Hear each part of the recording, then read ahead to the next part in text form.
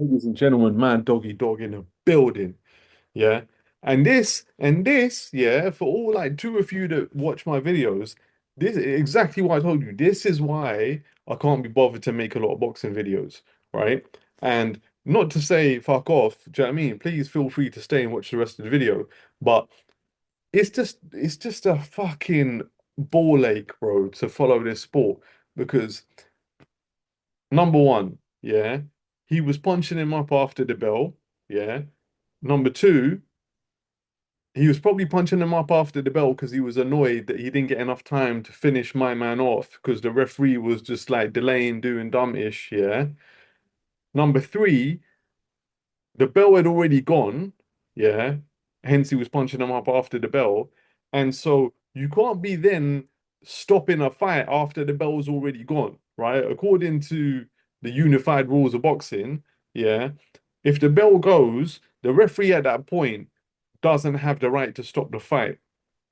You have to let the fighter go to his corner and let his corner work on him, yeah?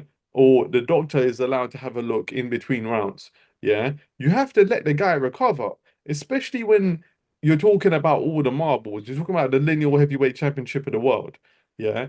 You're also talking about a guy who's going into the 12th round and final round up on the cards, yeah? Up on the official cards and also up on the common sense cards, right? And also, it's a heavyweight fight. Yeah. You kind of you gotta let the heavyweights do their thing. And it would have been incredible upset, but ultimately you have so much vested interest in boxing where even if nobody's like exchanging anything, just like subconsciously people know what they've been hired to do and people know what the consequence will be if they were to not, you know, look after the vested interests, right? And so this is why it's such a frustrating sport to talk about. Um, Especially if you're somebody who like follows it religiously. If you don't really know what you're watching, you're just a casual fan, no big deal. And if anything, the drama adds to the excitement or the allure of it, right? But yeah, if you're a hardcore fan, it's mad frustrating, bro. But look, let's give everyone their flowers first and foremost. Yeah, Usyk's obviously a legend, one of the greatest heavyweights of all time, if not one of the greatest fighters of all time, and he's clearly distracted. Yeah, he obviously talks about what's going on in this country quite a lot.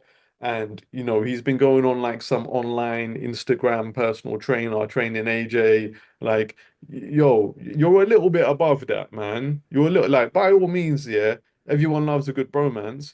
Everyone loves a good Rocky story. But you got I don't know. I'm a little bit disappointed with Usyk. Someone talks about all of the mindset stuff and all of like the focus stuff. Like to see him like messing about on Instagram, like with the whole training AJ shit.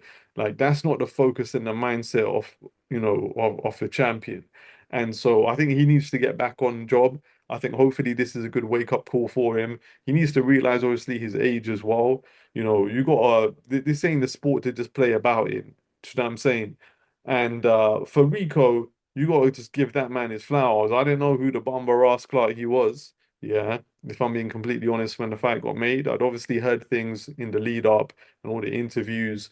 I knew he was a kickboxer. I knew he was a world champion. I knew he was undefeated. But I never didn't know you.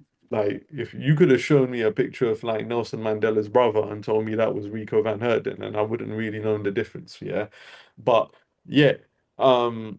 That guy is a unit, mate. That guy is an absolute unit. Shout out to who's ever doing his like sports and nutrition. Yeah. And, shout out to his, mum and dad for picking one another and creating that genetic cocktail. Do you know what I mean? Because like that guy is just like he looks like I don't know what he looks like, man. He kind of looks like a Dutch Incredible Hulk. Do you know what I mean? Like, yeah, um, nuts, nuts. But just if we focus on the technique, he said he's been training in boxing for 16 years. He's been working a lot with Peter Fury. He's trained guys like Tyson Fury. That's me. Um, and for this fight in particular, he's been training for 6 months. So you got to give that man his credit, right? He had a very, very, I would say Peter Fury style. Like he had a stick of a jab. He was always moving to his left. He was mixing it up. He had that kind of feinting that you would have seen in the Peter Fury era of Tyson Fury. Um, and he was always moving. He was always keeping Usyk guessing. And I think we saw this in Francis Ngannou versus Tyson Fury as well. That it is a bit of a challenge when you're an acclaimed boxer going up against a guy that you don't have any tape on, but he has tons of tape on you, right? And it's difficult to figure somebody out as well that doesn't necessarily, do things the traditional way. Albeit, Rico didn't look out of place at all. Um, the only thing I would say is that, that hunched over style, um, in a way, even though he didn't box like him, that like the level to which he was hunched over, it kind of reminded me a little bit of Miguel Cotto, and I'm surprised that there wasn't more uppercuts from Usyk just to kind of take advantage of, there's a bit of an asymmetry there, that they can keep you vulnerable, or can make you vulnerable. But yeah, Usyk, he wasn't able to really like figure out the rhythm and the pace, and he was also just very, conscious of what was coming his way. There was fire in some of those shots, right? And normally you see Usyk like to attack people and swarm people and like get them off their rhythm. And he's really quite open to trading up, in the early rounds, yeah. But you didn't really see that this time round. He didn't want to put it on Rico at all. And I think part of that is just like a fear of the unknown, right? Like you can kind of swarm people when you've studied them and or you have a thesis on how they're going to react. But in this case, he was probably going into the fight thinking, let me give this guy some rounds. I don't want to embarrass him. We put on a big show and the Pyramids of Giza, and my man's put on a lot of money and da da da. Dignitaries here, let's entertain them, right? And I think, that mental distraction of what is supposed to be a glorified exhibition is also a very dangerous thing, when there's two men trying to punch each other up. Do you know what I'm saying? So all of that I think contributed.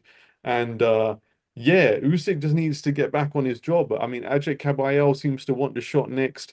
Ajay Kabayel is a really interesting situation. I don't think you see that very often in heavyweights. Normally, like talented heavyweights, they tend to get fast tracked and they want to go straight to the money. And I think that his team, and I don't know how much of this is just like the way it ended up working out and how much of this was by design, but um his team have, like, if it was intentional, played it really quite intelligently because he broke out in 2017 when he got the upset win against Derek Chisora in Monaco. And I would have thought after that they'd want to try and position him in and being Kurdish and whatnot, and like having that big sort of community that there's a big diaspora across Western Europe, right? But especially in Germany. And even though obviously that whole situation is complicated, but in sports terms, sometimes people are happy to, put history and politics behind them, jump on the bandwagon. So you could even get the Turkish fans, jumping on the bandwagon. And so when that's the case, you would think for somebody to beat someone like Derek Chisora, 9 years ago, they would have fast tracked him sooner. But what they've actually done is just had him fighting bums in Germany for quite a long time. And then over the last 2 years, they've stepped him up, so that he's gone on a really impressive three-fight streak here, where he's knocked out Frank Sanchez in 7 rounds. No, sorry, I think he knocked out Makhmudov, who Fury just fought back in 2023, in 4 rounds. Then he's knocked out Frank Sanchez, who was still, reasonably serviceable at the time. And then last year he's knocked out Zhilei Zhang, right? He was down himself. So coming off 3 fights, 3 knockouts against like world level guys is a decent run. And enough to maybe position you. I think they've definitely played the game with the WBC and put their money in their pocket to get in that mandatory position. And so they're talking about doing the fight in Germany, you know, big Ukrainian population, big Turkish Kurdish population, and yeah, I understand that business wise that that makes sense. Usyk's running out of opponents, but we got to do something for Rico, man. I feel like we got to put Rico in with Francis Ngannou, battle of the victims. You know, Ngannou got jobbed against Fury. Um, he got knocked out clean against Joshua, but I think that there was probably some games played in the background. I don't think it would have made much of a difference. I think Joshua was knocking him out either way. And I also think that Ngannou didn't take that fight as seriously as he should have. I think he probably like got a little bit gassed after what he did against Fury. But the point is, there's been two MMA guys now who have, come in as kings of their respective codes. They fought the lineal champion, and in my opinion, both of them, one of them won in Ngannou and got screwed, and one of them was on his way to winning. Now, in fairness, right, I say everything that I saw, but Usyk would have stopped him in the 12th, right? He wasn't going to survive another round against Usyk. But the point is, you got to let the guy go out on this sheet, on this shield, and I probably should have said that by the outset because all the stats suggest that nobody like keeps watching after 2 minutes. But you should have let the guy go out on his shield. Do you know what I mean? And so, yeah, let's see what happens against Caballero. I really hope that Usyk doesn't end up messing up his legacy by losing you know, which is very much possible because Caballero is a good fighter. He's very patient. He's very tactical.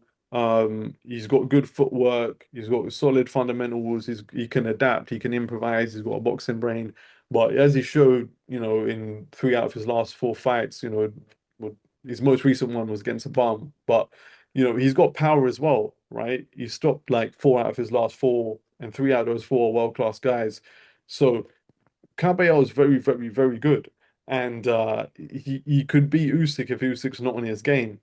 So yeah, let's see what happens, man. But at the end of the day, I think like things are just getting a bit messy now. You got this, you got like Joshua having a warm up. Fury's talking about having another warm up, which I don't think they should let him do. Um, and then they're gonna have a money fight.